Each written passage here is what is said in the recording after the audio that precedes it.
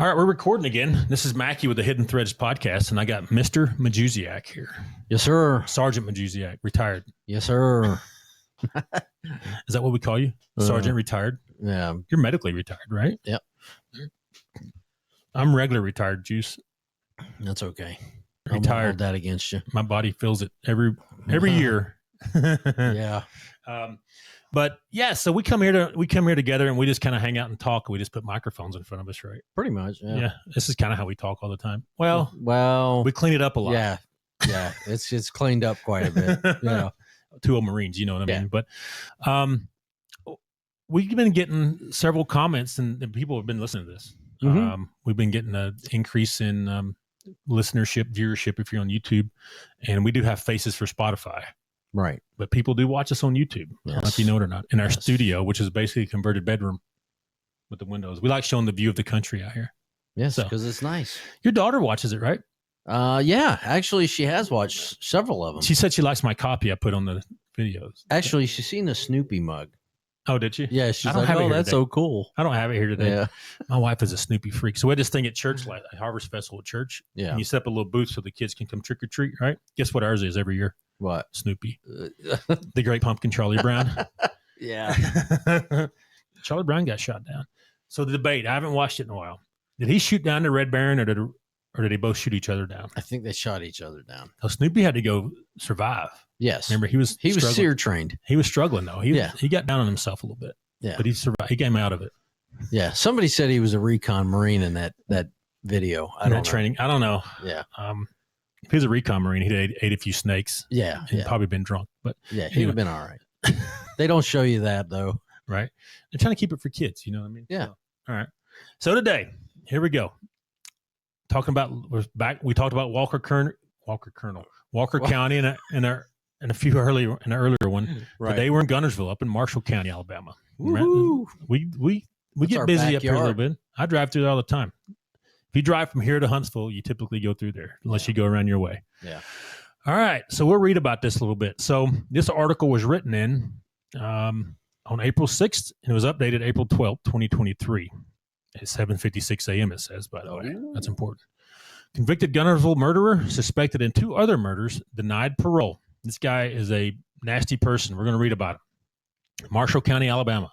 A man convicted of murdering a woman in 1987 and has tried to appeal that decision multiple times, was recently denied his chance at parole. Jeffrey Todd Newsome was charged in the strangling death of 21-year-old Kimberly Tabatha Vaughn on a hot July night after the two were allegedly seen hanging out at PJ's, a nightclub in Guntersville. I don't think that's still there. Yeah, it's not there anymore. The building's probably there, but it's not. According to the Associated Press, it's suggested that he was also involved in the deaths of 2 other women, Fran Cox of Albertville. That's just, they're right next to each other. Yeah. And Christiane Lutz from Germany. All right. Documents from his 1990 appeal state that Vaughn arrived at the club around 9:30 p.m. This is the girl, all right, on July 10th, 1987, and was seen dancing with friends. Newsome, who was said to have known Vaughn for several years, arrived sometime around midnight. The last time Vaughn was seen alive was after she left PJ's alone around 1 a.m. Records say, and shortly after was reportedly seen on the street near the club with a man and woman as all 3 were arguing. Looks like he stalked her. Like maybe he made a pass at her. Yeah. She said no, and he followed her out or waited on her, and this went down. All right. Her unlocked vehicle was found where she had parked the night before. Newsome wasn't questioned about Vaughn's disappearance until July 16th, a few days later, where records say he became upset and belligerent.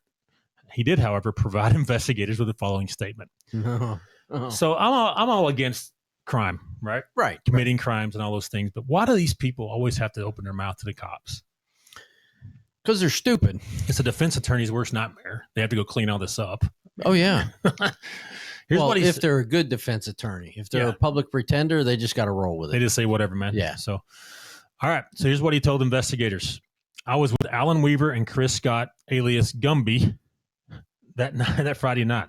I went to PJ's around 11, around 10:30 or 11, he says. We left around 12 o'clock, I think. I really don't remember. I then went to Sneed's Crossroads to see Ricky Garrison. He wasn't home. I saw his sister. She was about 14 or 15. Then I went to Gadsden to the Strip. I just cruised around. I don't remember what time I got home. Almost daylight. I talked to Kim when I was at PJ's. I really don't remember about what. Kim's not my type, so I wasn't trying to hit on her. I parked my car across the street from in front of PJ's. I'm 6 foot and weigh 155 pounds. I was wearing blue jeans and a white pullover shirt. Okay. There's a lot of issues with that statement. He's kind of saying, well, it's not very specific. You know what I mean? He's kind of being general. So on some stuff he is. Yeah. On other stuff, he's like, "Oh, white shirt, blah blah blah." Yeah. And then, I don't know what we talked about. I don't know what time I got You home. can remember a girl looks 14 or 15. Mm-hmm. You can remember what you wore.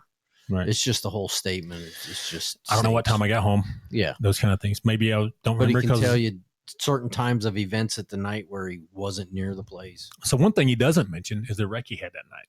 Right. He had a wreck that night, which is important, right? he left that part out. A search warrant for Newsome's car was obtained on July 29th, to which not only did he consent, but he said said to have gone with officers to the police station for the search. On the way, records say he asked if Vaughn's body had been found yet. That's a clue. Mm-hmm. All right. Officers noticed the interior of the roof lining of the vehicle was sagging. When they asked him about it, Newsome told them it was from when he cleaned the interior with mineral spirits, records show. When's the last time you cleaned your car with mineral spirits? In Italy in 1910. 1910. Yeah. Okay. All right. No, nobody who does that.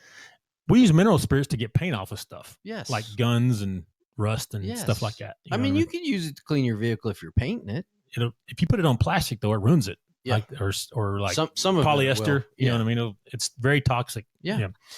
But yeah, it takes paint right off. I know that much. It glue everything. So we do our fences around here, the wood parts, with black tar paint, right? It gets all over you.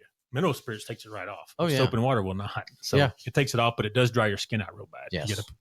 But that's how stout the stuff is, right? It gets tar off and all those things. So you don't clean your car with it. No, right? Especially not the interior. Right. You might get tar off the side of it or something, but nah. 5 days later, investigators learned that another man had helped Newsome pull his vehicle out from where it was stuck in an isolated area near Guntersville. He left that part out of his statement. Well, of course. When the man showed police where he pulled the vehicle out, documents say they noticed a considerable amount of damage to a pine tree Newsome's car allegedly hit.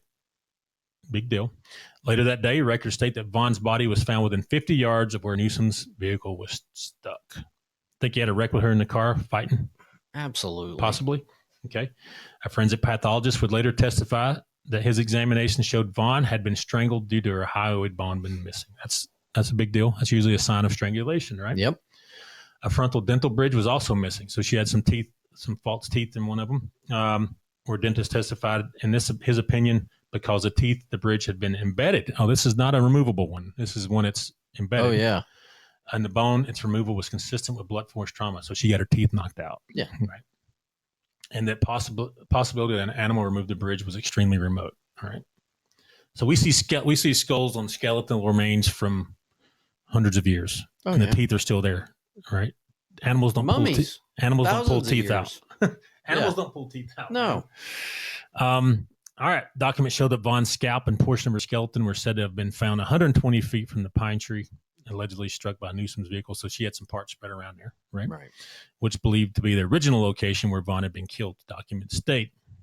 All right. Investigators also reportedly found the interior light from the vehicle at the scene, as well as clothes hanger that had been undone and straightened out, hanging from a pine tree. Yeah. FBI calls those clues. What do you think the clothes hanger was for? He locked himself out? Sure he did. All right.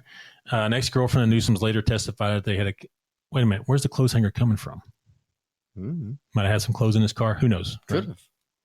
All right. An ex-girlfriend of Newsome's Could have been laying on the ground. Yeah, who knows? Side of the road. Yeah. Right.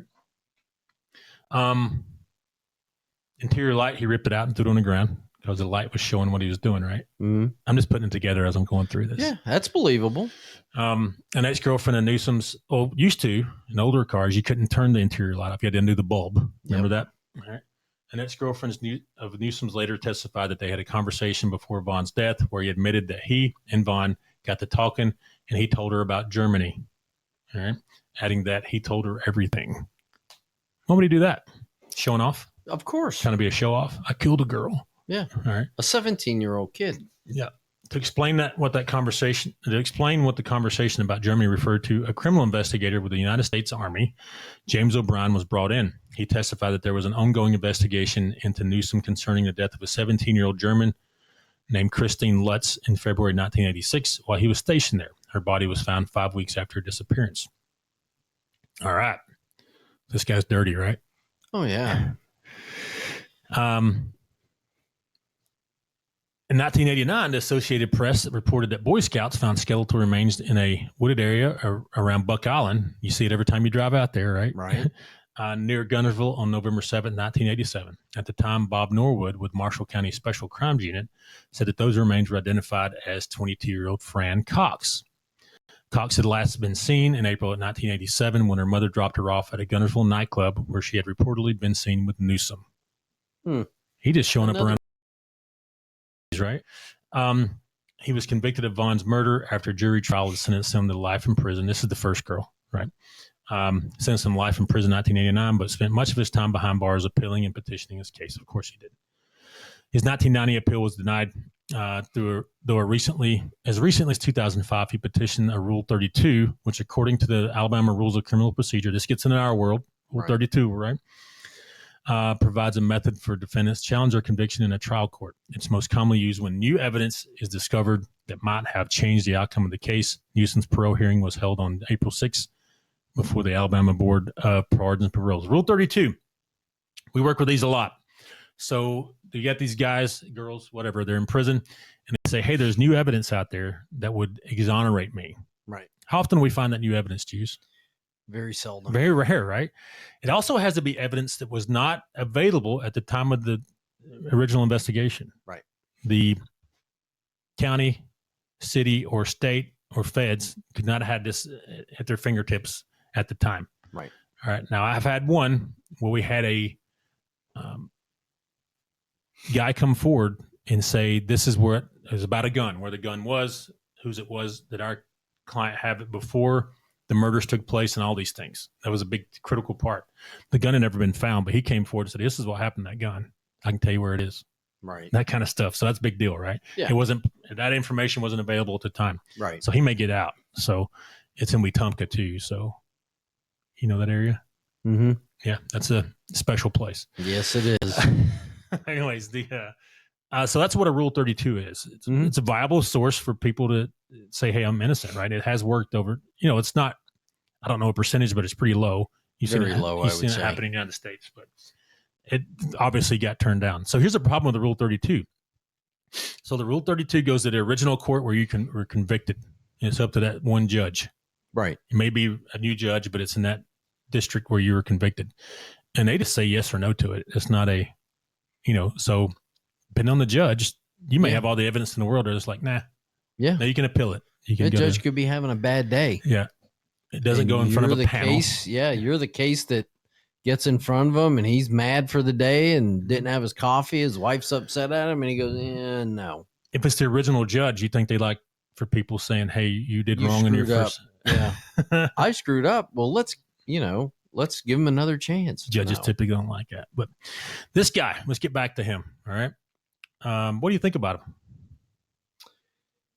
There's a lot of coincidences with dead bodies of females near this guy. Yeah. From bars. Yeah.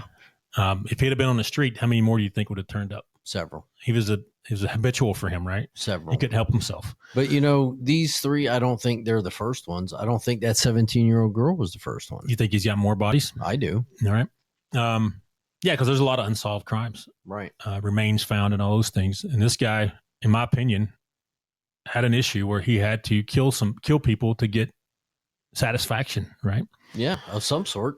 I think the girl we were talking about, Vaughn, I think he probably kidnapped her, had her in his car, and she started struggling, and he wrecked his car. And then he had to do something, right? He had to move her away from the car, get a tow truck or get a hand to get his car pushed out so they didn't see the body and just left her there, But she was found pretty quick, right? Yeah. Right. It wasn't that long between her disappearance and the finding her body. And a lot of people saw him hanging out that night, at the bar or whatever, talking outside, arguing, all those things. I wonder what this other woman had to do with it. They didn't say much about her. I don't know. Maybe it was a friend of hers. Trying to get away from him. Get out of here. It could have been his girlfriend at the time. Hey, what are you doing talking to her? Mm-hmm. Yep. You don't know. Right. And she might have left and then he might have put her in the car and took off. So because he was mad because he got caught. Got caught, got turned down. There's a variety of motives there, right? So I don't know, man. I just thought it was interesting that this all happened right in our backyard. He only got life for this, though. Yeah. There's people out there need dead. Yeah. I was shocked. Alabama, we're pretty aggressive with the death penalty. Yeah. They failed to put in the express lane, though, which is very upsetting. Florida has an express lane. Express lane. Yep. Texas has it. Yep. So, but I don't know. Tell us what you think about Jeffrey Todd Newsome. What do you think? It's a local. We'll get some local talk in here. So, yeah, that'd be cool. All right. Anything else, Juice? No, just comment. Good, bad, like, subscribe, whatever. And let's get on with it. We want to hear your opposing comments as well. So yeah, I like it. All right. We'll get out of here and we will talk to you soon.